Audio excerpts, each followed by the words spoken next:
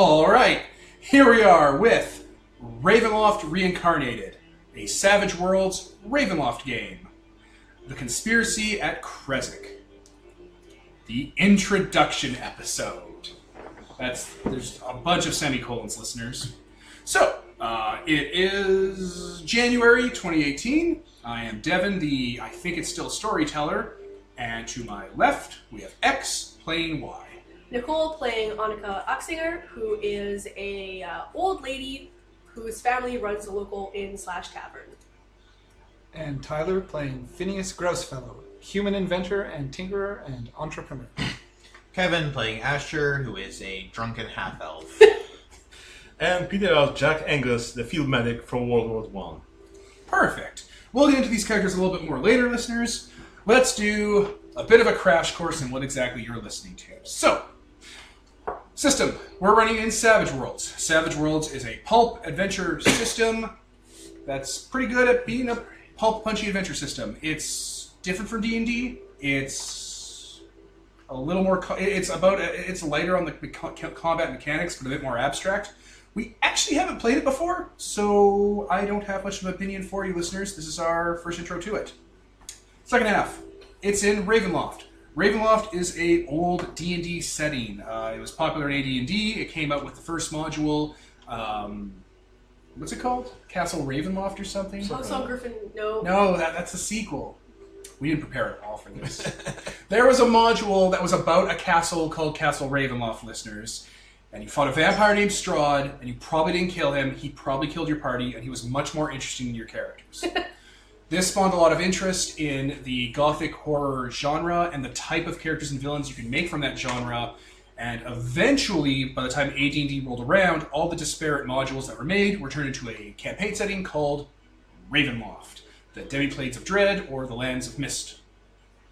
Ravenloft's most successful printing run happened in the early days of 3rd edition, where White Wolf, with their Sword and Sorcery imprint, did 3rd edition updates to all the lore and campaign material for Ravenloft. So they changed up the map, they streamlined the cores, they advanced the settings timeline, and they made it much more of a sandbox type game. So the briefest breakdown of Ravenloft, because we don't want to get into a lot of it, goes like this. There's a place called the Lands of Mist. It's a core continent that is bordered by weird fog at all times and oceans, and it has a bunch of different nations in it that are connected by land borders, but they're all confusingly different. One will be French Renaissance, one will be a standard D&D Dark World, one will be basically Transylvania, one will be New Orleans, one will be prehistoric Earth with crocodiles that are intelligent. The reason for this is the Lands of Mist are a sort of cage or prison where unknowable powers take villainous people who fit the gothic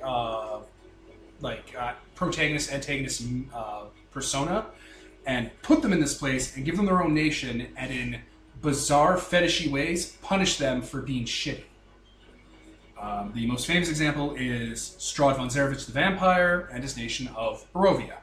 Strahd von Zarovich was a soldier and a war hero for his not Transylvania people.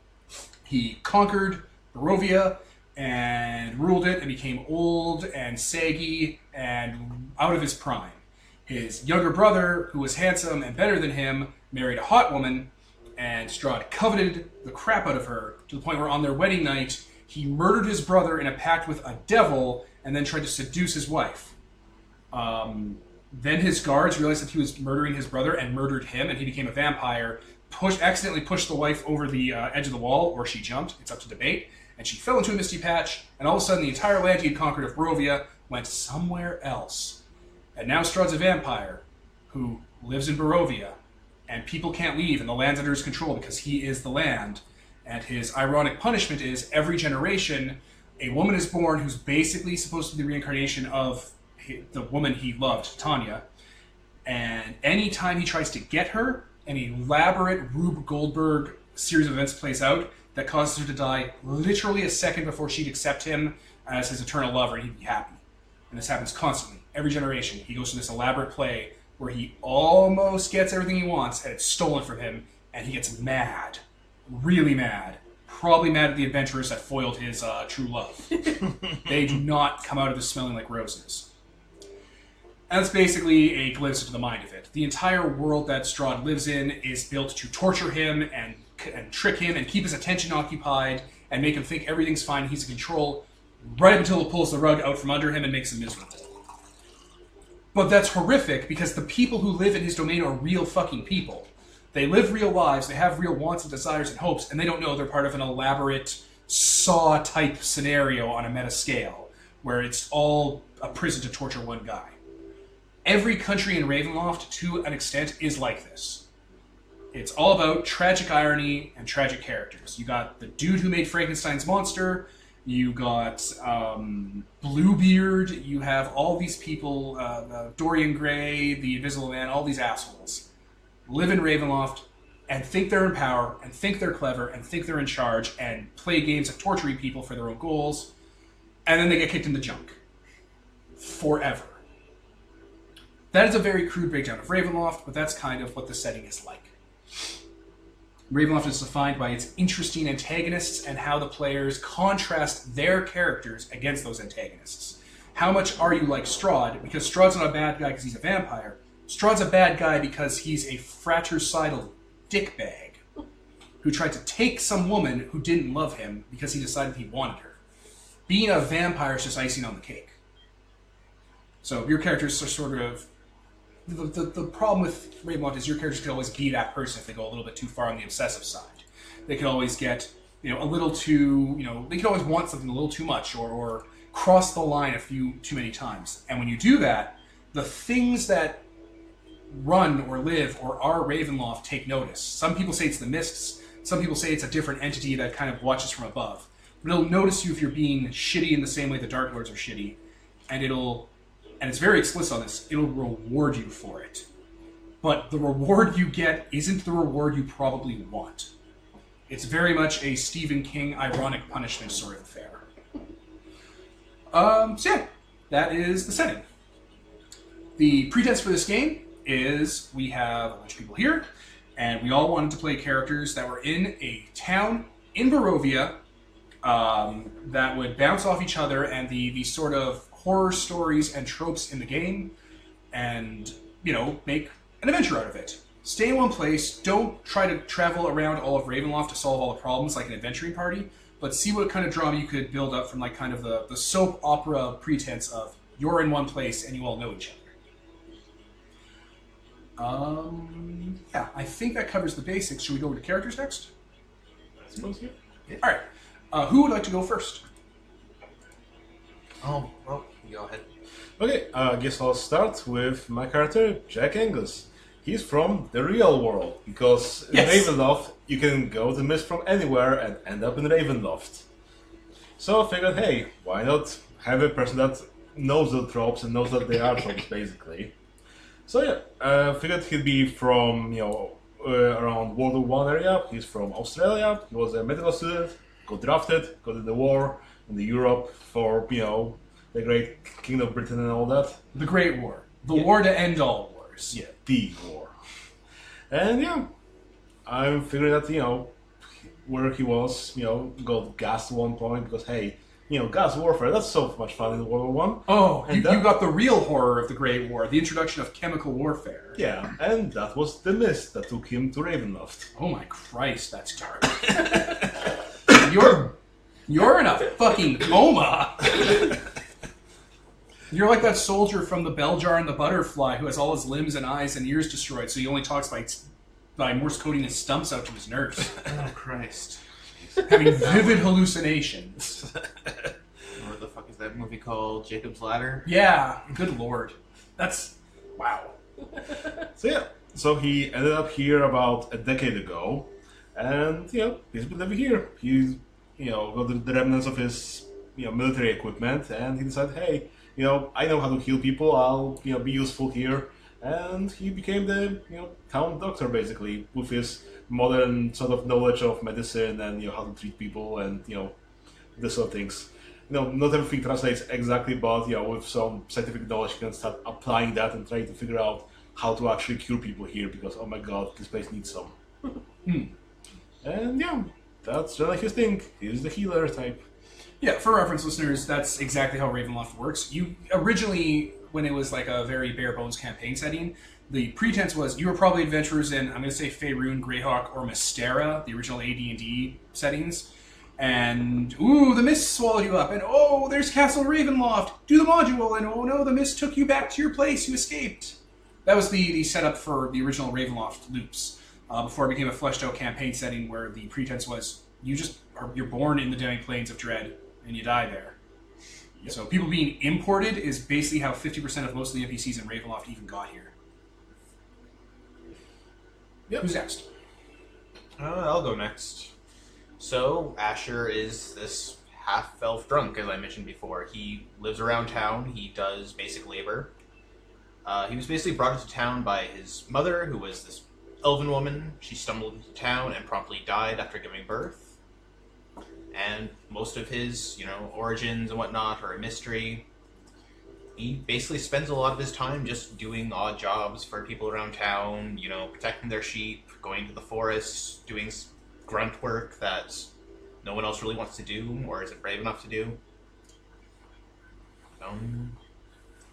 Yeah, there isn't much else to him. Well, your character's half-elf, and it bears pointing out for that, for context. Ravenloft is a very much isolationist and fear of the other setting. So people who aren't the norm are almost naturally shunned by everyone. And your character being half-elven means you're not human, and 97% of everyone in Barovia is human. So just instinctually, for no good reason, your character's shunned. Oh, yes. Or the other. Because elves are this unknowable, immortal thing that just, exist out there. They're strange and mystical. Yeah, Ravenloft does a really good job of reflavoring the various D&D races that got included to be a little more compelling. Like, elves are nihilistic partiers. Kinda? Yeah. A little. It's not really important. No. All right. I'll go. All right, just talk up to the mic. Sure. Also, sorry, I didn't mean to interrupt you, but this is Tyler. Tyler is now part of the group.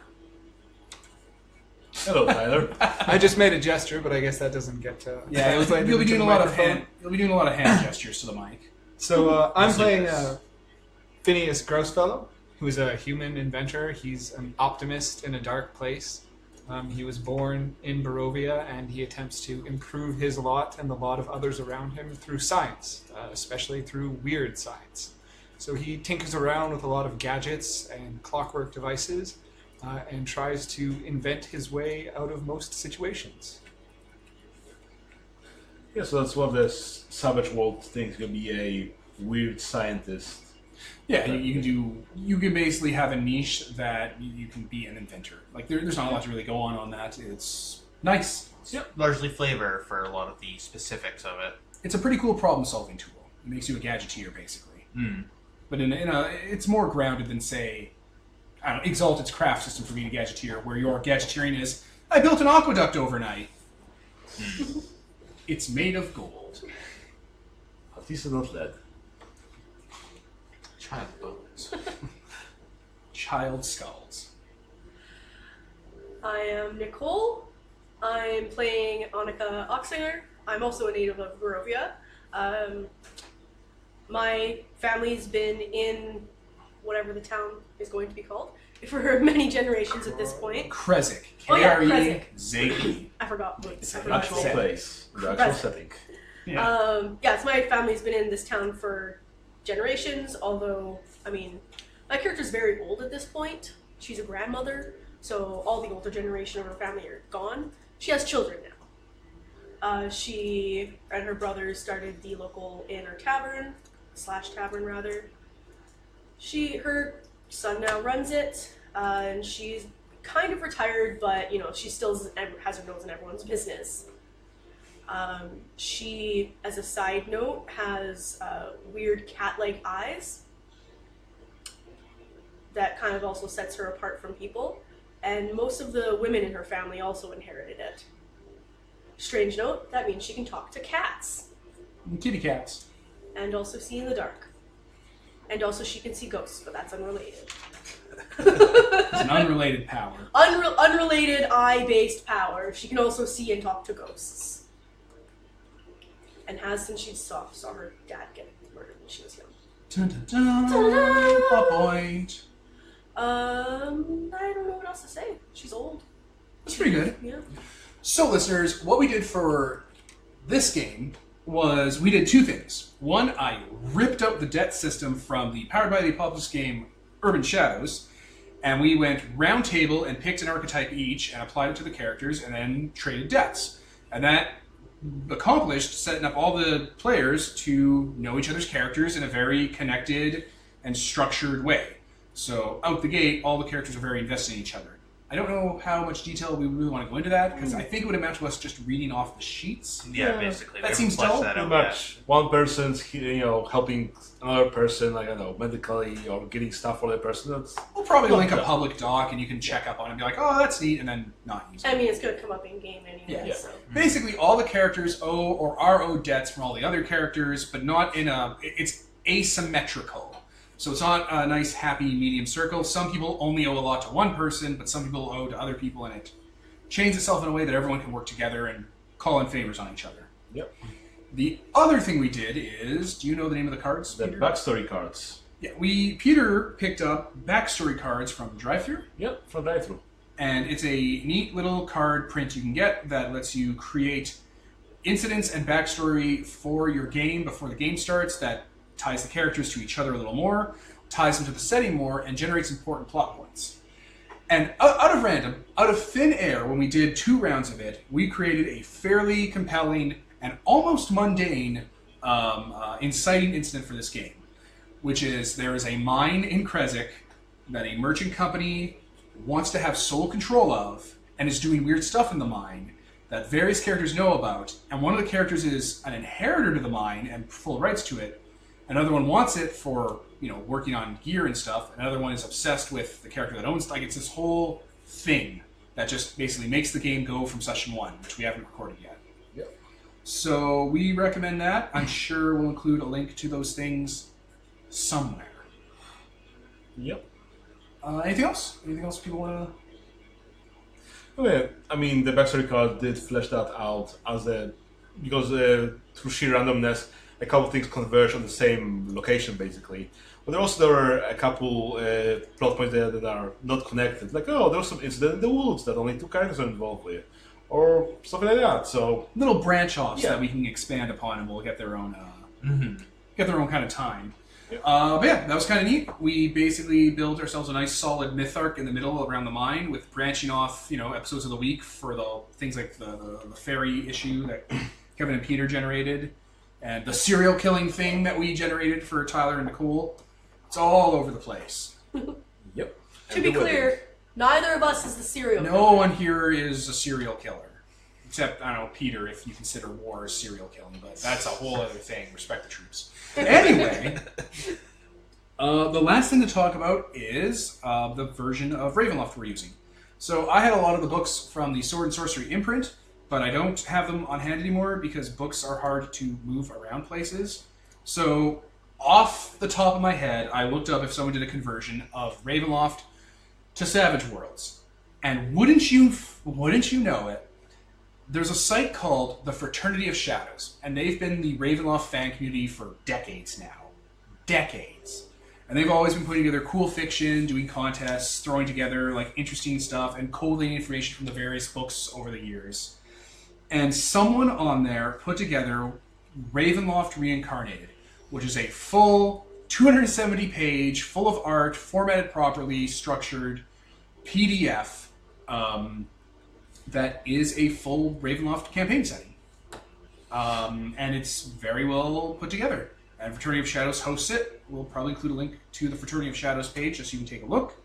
And yeah, it's great. It breaks down all the different Ravenloft domains by a brief overview of them and the themes and literature they're inspired from to make it more accessible to people who are new to the setting. It also covers things that weren't originally covered in the setting, like one of the examples we have to bring up, because we came up when we were talking about Ravenloft for the Godbound game, is there are people in Ravenloft called Vistani, which are magical traveling wanderers that were super heavily based off of stereotypes of Romani people and had a lot of unfortunate bullshit tied to it. And the Savage Worlds book gives you ways to keep them and cutting all the horrible baggage away from them, and a bunch of other stuff too. It's an excellent little guide, like storyteller's guide to navigating Ravenloft without having to go through all the old books. Even though the old books are excellent, the sword and sorcery stuff is really good. But yeah, Fraternity of Shadows, check out their site. You'll see the conversion there. Great little community. And I think that's everything for an intro. Yeah. Yep. Sounds good. Goals for this game were to keep it low to the ground, like visceral gothic horror, personal stuff, fears, themes of isolation, themes of man against man, the idea that you can't really leave Barovia, not because it's magic, but because where would you go? It's this big mountainous place covered in nothing and monsters, but not really monsters, wolves, but they're werewolves. But they're wolves. Werewolves don't exist, which is horrific. Werewolves and vampires don't exist as far as people are concerned. It's a very ignorant place because people hide the supernatural from each other for sanity's sake. So this whole season that we have planned out is just kind of taking a look at that, seeing what Ravenloft looks like, using a system that wasn't originally made for it, and just trying to see what the setting can bring forward for us.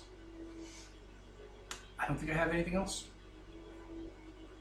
That's it. All right. Short intro, right? Short? Yeah. So, I'm Devin, Nicole. Tyler? Kevin? And Peter. and this is sponsored by Nobody, signing off.